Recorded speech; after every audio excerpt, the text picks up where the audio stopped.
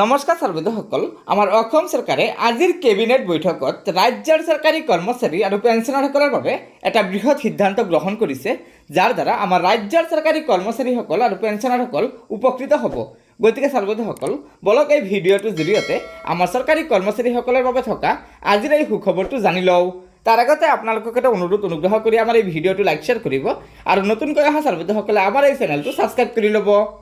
আজি আমি এটা কেবিনেটে এটা গুৰুত্বপূৰ্ণ সিদ্ধান্ত লৈছো। আমাৰ ৰেশন কাৰ্ডবিলাক চৰকাৰী অৱসৰপ্ৰাপ্ত কৰ্মচাৰীয়ে নাপাইছিল, যেহেতু তেওঁলোকে পেঞ্চন পাইছিলে। আজি আমি কেবিনেটে এটা সিদ্ধান্ত লৈলো যে 4th গ্ৰেডৰ ৰিটায়াৰ্ড পাৰ্চনেলেও ৰেশন কাৰ্ড পাব পাৰিব।